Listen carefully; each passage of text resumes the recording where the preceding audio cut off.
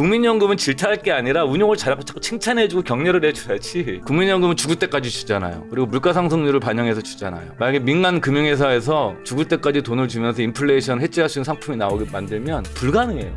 일단 부도 날 거예요. 젊은 세대 분들 입장에서 뭐 손해보는 듯한 느낌이 들다 하더라도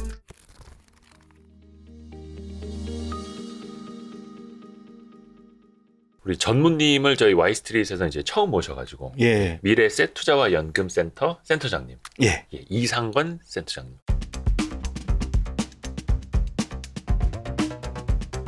아유, 와주셔서 감사합니다. 예, 반갑습니다. 아유, 고맙습니다. 예. 그래도 많은 사람들이 이제 연금에 대해서는 숙제처럼 생각해야 된다 할까요? 그쵸. 약간 받아들이기 뭔가 어렵기도 하고 하기는 해야 되는데 아직 풀지 못한 숙제 같기도 하고 막 이런. 그렇잖아요. 그 뭐냐면 인간이 동물과 다른 것 중에 하나가 이제 그 미래에 대비해서 금융이란 시스템을 이용해 가지고 저축할 수 있고 투자할 수 있는 게 굉장히 중요한 거예요. 그래서 네네.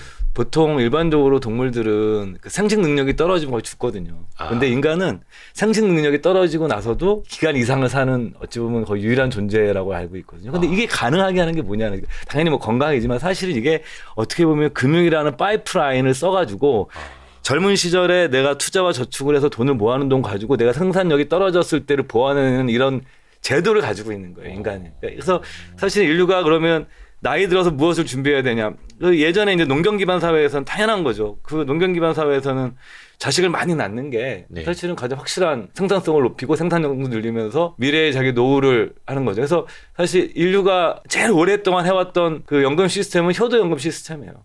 효도 연금. 네, 그렇죠. 그러니까 자식이 하는 거죠. 용돈 부양도 해주고 용돈도 해주는데 이게 이제 어려워지고 그러면은 우리가 이제 인류가 가지고 있는 본연의 어떤 저축과 투자의 기능을 활용할 수 있는 시스템이 무엇이냐. 그것이 지금까지 인류가 200년 이상 고민을 했지만 만들어내는 가장 좋은 제도가 그나마 완벽하진 않지만 그게 연금 제도인 거죠.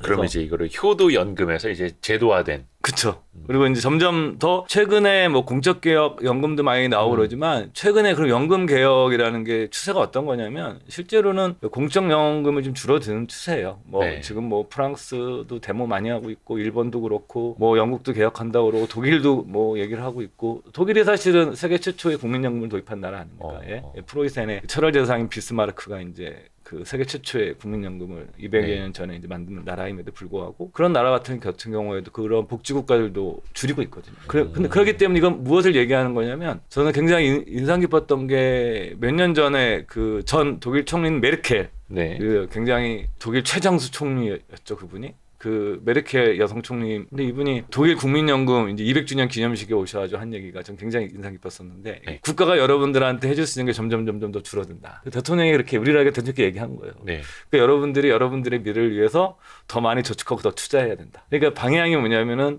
공적연금의 기능이 좀 줄어들고 사적연금을 더 커지면서 인센티브를 줘야 되고 그리고 또 이 사적연금도 본인이 더 자기 책임 하에로 운용해내는, 스스로 운용해내는. 네네. 그래서 이제 이런 식으로 이제 현재 전 세계 금융이 흐름이 가고 있는 거죠. 예. 연금 쪽에서 측면에서 보게 되면 그 내용의 세부적인 그 제도적인 것들은 뭐 디테일하게 다룰 수 있지만 큼지막한 방향 세 가지인 거죠. 그래서 공적 연금의 어떤 역할도 중요하긴 하지만 거기에 한계가 계속 있을 중요하죠. 수밖에 계속 없으니 중요하죠. 예. 사적 연금을 또 키울 수밖에 없는 거고 약간 이제 그 공적 연금 뭐 대표적인 이제 국민연금인데 그 이제 말이 나와서 말인데 최근에 가장 크게 이제 이슈가 됐던 거 먼저 좀 여쭤볼게요. 예. 국민연금의 그 수익률, 물론 이제 우리가 투자하시는 분들이라면 2022년 시장이 정말로 힘들었다라는 누구나 아시겠지만 국민연금의 2022년 투자 수익률이 마이너스 8.22%에서 역대 최악이다. 거의 80조 원의 평가 손실을 봤다. 이러면서 이제 질타가 쏟아지고 있죠. 혹시 우리 그래도 연금 전문가인 이상건 전무님이 보시기에 이거는 좀 어떻게 우리가 평가를 해볼 수 있을까요? 그러니까 우리 그 편집장님도 이제 기자 생활을 하셨고 저도 이제 과거에 이제 금융 담당 기자 생활을 했었는데 사실은 흔히 하는 말로 제일 쓸데없는 기사가 수익률 기사예요. 그렇죠? 그런 얘기 흔히 합니다. 그러면서 또 쓰거든요, 기자들이. 사실 그 국민연금 비판하는 기사가 제일 쓰기 쉽고 누구도 뭐라 안 하고 다 편들어주고. 그리고 이제 그러면 그 실제 그 수익률이 역대 최악 수익률이라고 그래서 이제 그 수익률이 마이너스 8.22 정도가 퍼센트 정도 났더라고요. 그래서 제가 들어가서 쭉 자료를 읽어봤는데 참 그래서 이런 기사를 여러분들이 수익률 기사를 보실 때 참 이렇게 제목만 보시면 왜 안 되겠다는 그걸 다시 한번 제가 새삼 느꼈는데 저는 여러분들한테 한 세 가지 정도를 좀 말씀드리고 싶은데 첫 번째는 뭐냐면 국민연금이 마이너스 8.22%라는 거를 개인 투자자도 손실 난 거 8.2 이렇게 바라보시면 안 돼요.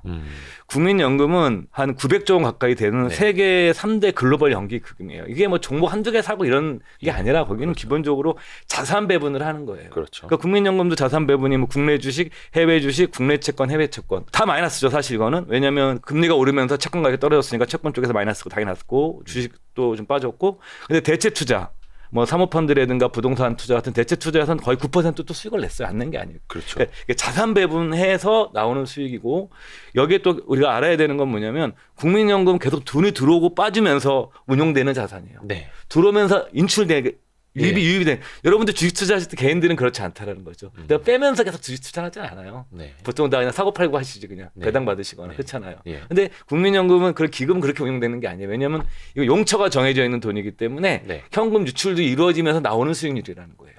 그것도 생각을 해보셔야 되고. 예. 그다음에 두 번째로는 이제 다른 나라는 어땠느냐라는 거죠. 다른 나라. 우리가 이제 세계에서 가장 그 성공적인 연기금으로 꽂는 게 노르웨이 국부펀드예요. 네. 노르웨이 국부펀드는 이게 석유 이제 판매된 기금으로 그 노르웨이 중앙은행에서 이제 운용을 하는데 되게 멋있는 아이디어예요. 이 나라가 처음에는 이제 석유를 팔아서 그 대표적으로 이제 그 영국도 석유가 나오지만 영국은 석유 수출 안 하거든요. 노르웨이만 지금 유럽 지역에서 유일하게 석유를 수출합니다. 네. 그래서 그 천연가스 수출을 하고, 그러니까 이 돈을 자기들이 써서 보니까 빼서 쓰면 이게 다 고갈됐을 때 우리 후손들의 미래가 어떻게 될 거냐. 그래서 이들은 생각한 거예요. 그럼 이거를 우리 후손들을 위해서 이 자원을 미래에 우리가 자산 배분 해줘야 되는데 어떻게 해야 되느냐. 그게 바로 이제 미래를 생각하는 시스템이 투자 시스템인 거예요. 네. 그래서 펀드를 만든 거예요. 그래서 운용을 합니다. 그 노르웨이 국부펀드가 그 간접 투자도 하고요. 우리나라에도 뭐 간접 투자하고 직접 투자도 많이 합니다. 우리나라에도 많이 들어와 있어요. 주식 많이 갖고 있어요. 우리나라에서 뭐 삼성전자도 가지고 있고 네. 뭐 애플, 테슬라 다 가지고 있어요. 그러니까 홈페이지 들어가 보시면 제가 얼핏 기억나는 게 우리는 뭐 전 세계 16,000개 기업인가 이렇게 투자한다 나옵니다. 홈페이지. 네. 굉장히 광범위의 글로벌 투자를 해요. 이게. 가끔 막 의결권 가지고도 뭐 그렇죠. 이렇게 굉장히 의견을 그렇죠. 적극적으로 내기도 하고. 네. 예. 이거 이제 노르웨이 국부펀드 설명을 마저 드리는 이유가 뭐냐면 이 회사도 여기서 처음에는 그냥 안정적인 채권으로 운영을 했어요.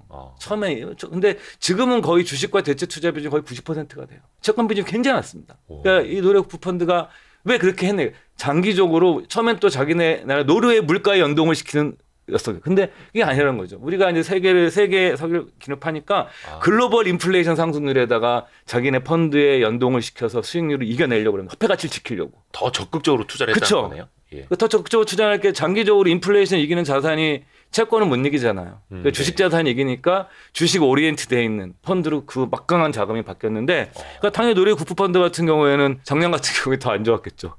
마이너스 14.1%예요. 그다음에 거기에 비하면 국민연금은 정말 잘한 거네요. 엄청 잘한 거죠. 그다음에 유럽에서 또 굉장히 유명한 연기금이 네덜란드 연금인데 네덜란드는 사실은 이게 주식회사와 증권거래소가 탄생한 국가잖아요. 그렇죠, 그렇죠. 이 암스테르담에서 세계 최초의 주식회사인 도인도 회사가 설리고 그다음에 그 증권거래소가 그렇죠. 만들어진 곳인데 그래서 네덜란드 같은 경우도 연금 기금의 전통이 엄청나게 오래된 국가입니다. 여기도 네덜란드 연기금도 굉장히 유명해요. 특히 네덜란드 연기금 같은 경우는 뭐 ESG라든가 이런 식의 사회적 윤리 이런 거 굉장히 강조하는 연기금으로 알려져 있는데 여기도 마이너스 17.6%예요. 근데 이들 나라에서 이거 아무도 문제 삼지 않아요. 아무도 문제 삼지 않습니다. 우리처럼 국민연금 큰일 났습니다. 네. 이렇게 안 하고. 오히려 이 뭐 한두 해 이렇게 손실 나는 것 자체에 대해서는 너무너무 당연한 거로 받아들이는 거예요. 당연히 자산 배분하고 투자하다 보면 일어날 수 있는 일이고 그래서 또 마지막으로 제가 그래서 국민연금을 한번 2003년도 이후에부터 수익률 한번 찾아봤는데 2003년도 이후에 국민연금이 마이너스 기록하는 것은 3번밖에 없더라고요. 2008년도에 마이너스 0.18%, 2018년도에 0.92%, 2022년도에 마이너스 8.2%, 2%. 네. 3번밖에 없어요. 그러니까 제 생각에는 국민연금은 질타할 게 아니라 운용을 잘하고 자꾸 칭찬해주고 격려를 해줘야지. 사실 이게 우리나라가 이제 고령화 사회 되면서 국민연금이 돈이 더욱더 중요해질 텐데 자꾸 칭찬을 해주고 그래야 돼. 자꾸 질타를 하고 이러면 안 되죠. 제 생각에는. 그래서 이 정도면은 못하고 있는 것도 아니고. 그러니까 많은 분들이 어떤 언론사의 제목에 이렇게 너무 하지 마시고 제 생각에 좀 행간을 좀 읽으시는 게 제대로 된 독법이 아닌가 국민연금 수익률에 대해서.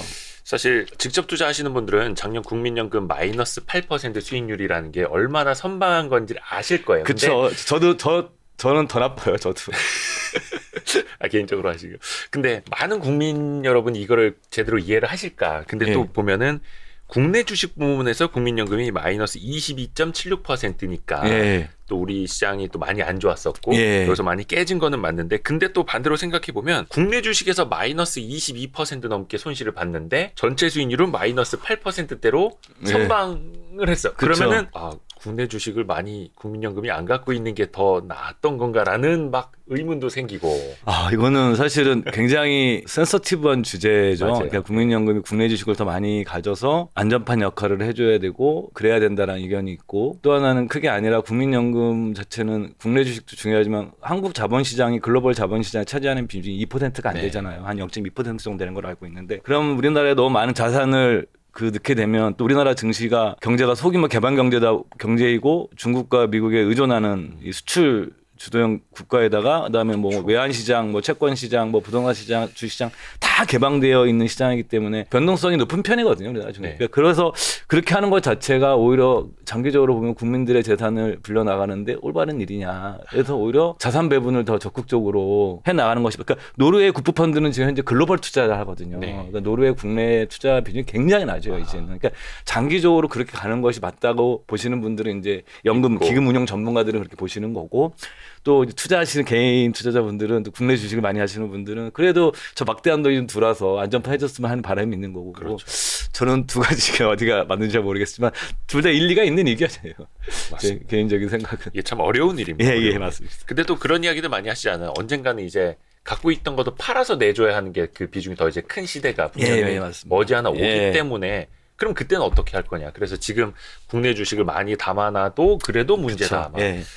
이렇게 말씀하시는 분들도 많고. 그러니까 투자업이라는 측면에서 보게 되면 자산 배분하는 게 맞죠, 사실은. 그리고 아까 잠깐 이제 말씀을 해주셨는데 지금 이제 국민연금의 개편, 예. 연금 개편 많이 이제 화두에 오르고 있는데 당연히 해야 되는 일이기도 예, 합니다. 예. 근데 이제 문제는 그거죠. 답은 일단 정해지지 않았습니까? 정해져 있죠, 정해져 아니, 있죠. 그러니까 낼 사람이 적어지고 받을 사람이 많아지고 이제 예. 고령화가 되니까 그러면 많이 내고 적게 받는. 예. 그거는 그냥 답이 정해져 있는 거죠. 그 외에는 혹시 그쵸. 답이 있을까요? 그러니까 이제 국민연금의 공적연금이죠. 뭐 우리뿐만 아니라 우리보다 이제 연금을 먼저 경험했던 나라들, 도입했던 나라가 아까도 말씀드렸지만 이 연금이라는 아이디어 한 200년 전에 나온 아이디어고요. 이 연금이라는 제도가 본격적으로 정착이 된 게 선진국들은 한 20년대. 뭐 미국 같은 경우도 대공황 이후에 네. 너무 이제 그 국민들이 그 경제적 궁핍 때문에 참상을 겪게 되니까 그거에 대한 그 복지제도의 일환으로 국민연금이 미국도 그 대공황 이후에 도입이 된 거거든요. 네. 그다음에 이제 후발 자본주의 국가 일본 같은 나라들이 한 60년대에 도입이 된 거고 그다음에 우리나라처럼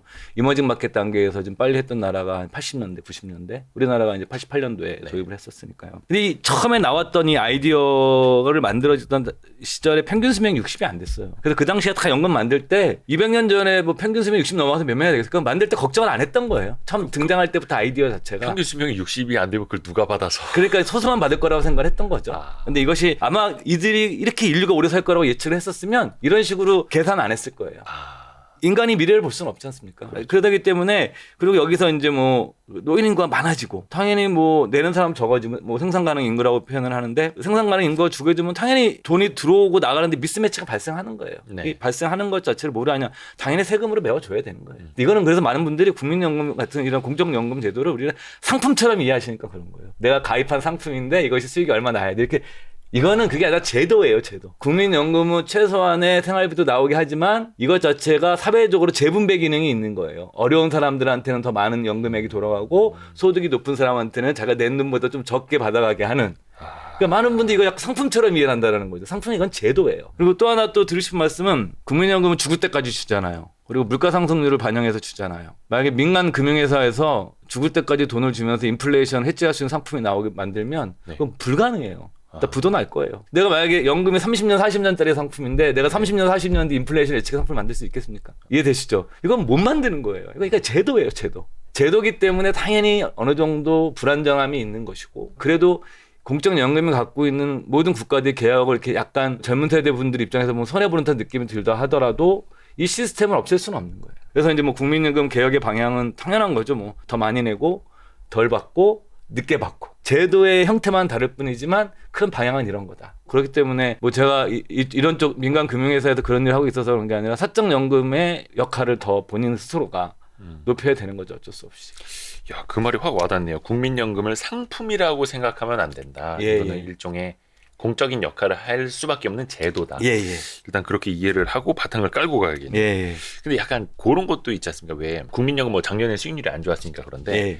수익률 좋다고 막 기사 나고 이럴 때는 국민연금 임의 가입자라고 하죠. 예. 뭐 주부님들이라든지 예. 정기전 소득이 없는 사람도 임의로 가입을 하는 사람이 막 늘어난대요. 예. 근데 또 야 이거 저출산 고령화시기 때문에 더 내고 덜 받아야 된다 이런 기사들 뜨고 나면은 예. 막 이거 탈퇴할 수 없느냐 예. 막 이런 문의들 많아진다고 하고 막 이게 저희도 이게 연기납이라고 그래가지고 내가 만약에 65세 연금 받을 때가 됐을 때 내가 그때 소득이 있어가지고 내가 연기를 하게 되면 매년 7.2%씩 올라가 연금액이 매년. 아 내가 조금 더 늦게 예, 받을게 1년만 5년까지 늘릴 수 있으니까 네. 내가 5년을 늘리게 되면 36%의 확정 수익을 내가 따고 가는 거예요.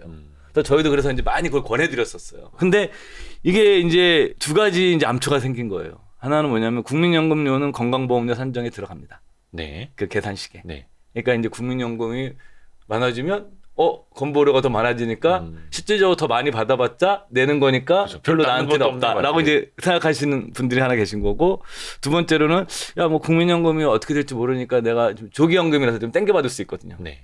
내가 좀 손해를 보더라도 땡겨받겠다. 뭐 이렇게 생각하시는 분들도 있고, 우리나라 사례는 아니지만 독일 같은 경우에도 지금 좀 땡겨받는 사람들이 좀 늘고 있는 추세라고 그렇게 합니다. 근데 이것이 뭐가 좋다, 나쁘다 이게 다 말하기 어려워요. 왜냐하면 이거는 수명이 걸려 있는 문제이기 때문에 내가 정말 오래 살면은요. 그렇죠. 그쵸? 뭐 연기 납하고 하는 게 제일 좋은 거예요. 네. 오래만 살면. 그것도 약간 한 뭐 60 넘어서도 소득이 좀 있어야 할 테고. 예, 소득이 있어야 할 거고요. 예. 맞습니다. 예. 이것도 참 답이 없는 거기는 한데. 그럼 이제 이걸 전략을 어떻게 가져가야 되는 거느냐. 일단 그 공적 연금은 개편이 될 수밖에 없고. 예, 그렇죠. 그렇죠? 개편 방향은 어느 정도 나와 있고 예, 예. 얼마를 더 내느냐, 얼마를 덜 받느냐 요 차이일 그쵸. 거고. 예.